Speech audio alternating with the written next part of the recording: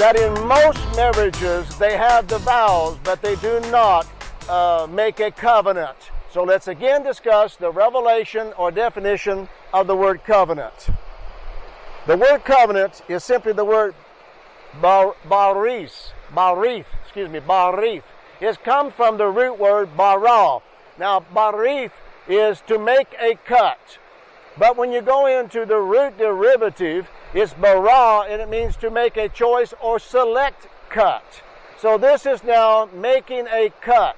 This is something that you have to cut, something you have to cut off. You make a covenant. Now you go into, which we're going to right now, the covenant of circumcision. It was God cut a covenant with Abraham, and he told him to circumcise all of his male sons, all the male children. That means cut off their flesh. God does not make a covenant with the flesh. He makes a covenant with the human spirit. So it is now in the revelation of your relationship to your wife. If you're going to make a covenant and not just a vow, vows are contractual. We'll discuss also that between a contract and a covenant. They're not the same, even though they taught that to be the same in the 70s, and I believed it to be so till I got a little bit more of a chew and study the word. It's not so. Contract we'll get into later. Covenant we're into right now. To cut a covenant, to make a covenant, means I will make a cut, a very select or choice cut.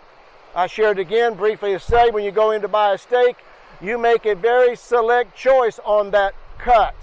And then you go home and you covenant, make a covenant with it. You cut off the fat, the bone, whatever you don't like about it, you cut it off. That's actually what that means, is to make a select cut. Now here's what this word means. It's also in the word bara. I'd like to read it to you here. On bara, it uses the term not only to walk between the pieces, but it says here a select or to feed, translated meet or eat. Now what he's saying about meat and eat is, he's saying I have made a select cut from this ram and from this goat. It belongs to the Lord. This cut belongs to the Lord. So God would take an animal, make a covenant with Israel and say, you offer up offerings and sacrifices. Those offerings had to be cut, and they had to be cut a certain way, and they had to be offered unto the Lord. The rest of it he would not use. So he's saying that which you do, which is the carnal human element of it, I don't use that. But if you cut off the select choice, which is your personal life, laying down your suke that you might have his Zoe, laying down your right to yourself, that's the select cut. Now when you have this select cut, then you know that you have that which pleases God. So now let's take it to the marriage.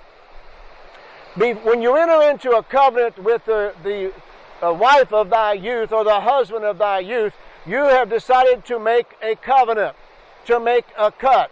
And in that marriage are select pieces, prime pieces of the marriage. Some of that meat is rotten, some of it is prime.